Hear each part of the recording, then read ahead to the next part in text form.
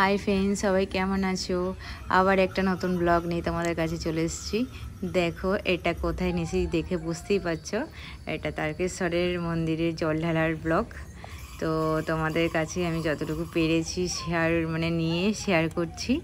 তো তোমাদের ভালো লাগলে সবাই কমেন্টে কিন্তু হর হর মহাদেব লিখো। তো এই দেখো একটা বাচ্চা যাচ্ছে, দেখো আমরা যেতে খুব ভয় খাচ্ছি যে কতটা যেতে পারবো না, কিন্তু দেখো বাচ্চাটা কতটা সুন্দরভাবে হেঁটে হেঁটে যাচ্ছে।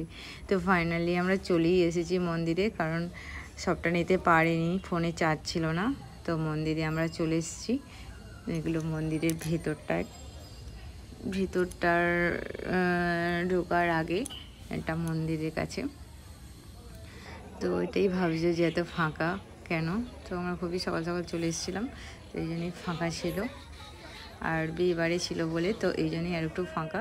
তো এটা দুধ পুকুর, দেখতেই পাচ্ছ অনেকেরা স্নানও করছে, তো আমরা স্নান করে এসেছি। এই জন্য এখানে হাত পা ধুয়ে মাথায় জল দিয়ে একদম মন্দিরেতে পুজোর জন্য লাইন দিয়ে দিচ্ছি।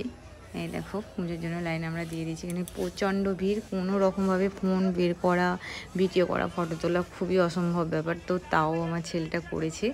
তো এই দেখো লাইন দিয়েছি, বুঝতে পারছো কতটা ভিড়। এই দেখো, তো আমাদের ফাইনালি পুজো দেওয়া হয়ে গেছে, জল ঢেলে আমরা বাইরে বেরিয়ে চলে এসেছি, কারণ ওখানে বেশিক্ষণ দাঁড়াতে দেয় না। তো এইটাই হচ্ছে ব্যাপার, ঘন্টা 2-3 ধরে দাঁড়িয়ে ওই বাবার কাছে 2-3 সেকেন্ডও দাঁড়াতে দেয় না, জল ঢেলেই বাইরে বের করে দেয়। তো ওখান থেকে পুজো দিয়ে জল ঢেলে বাইরে এখানে ধূপ বাতি দিয়ে দিতে হয়। তো এইটাই ধূপ বাতি দেওয়ার জায়গা করেছে, দেখতেই পাচ্ছ।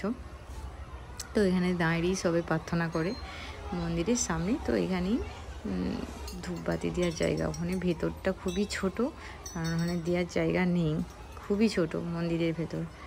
তো ফাইনালি তোমাদের দেখালাম পুজো দেওয়া কমপ্লিট। তো আমরা বাইরে বেরিয়ে চলে এসেছি, কারণ বিশালই ভিড়।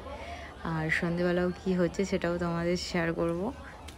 খুব একটা পারিনি, তো তাও যতটা পেরেছি তোমাদের কাছে শেয়ার করব। তো আমাদের পুজো দেওয়া কমপ্লিট। এই দেখো এবার পুজো দিয়ে সন্ধ্যেবেলায় এবার সন্ধ্যা পুজো দেখতে আসবে। দেখো সন্ধ্যা পূজা হচ্ছে, এখানে সন্ধ্যা আরতি হচ্ছে। তো এখানে সামনে লেখায় আছে যে এখানে কোনো রকমভাবে ভিডিও ফটো তোলা যাবে না। তো তার জন্য একটু লুকিয়ে লুকিয়ে আমার ছেলে করেছে ভিডিওটা, আমি তো করতে পারিনি, আমার ছেলেই নিয়েছে। তো দেখে বুঝতেই পারছো। আর এই ঘরটাতে সব বাজনা বাজায়, তো তোমাদের কাছে দেখালাম, খুব সুন্দর। তো ওটা আমি তুলতে পারিনি, কারণ খুব ভিড় ছিল, এই জন্য নিতে পারিনি। তো এইটা হচ্ছে তোমার মন্দিরের সামনেটা। তো যাই হোক, এটা মন্দিরের সামনে।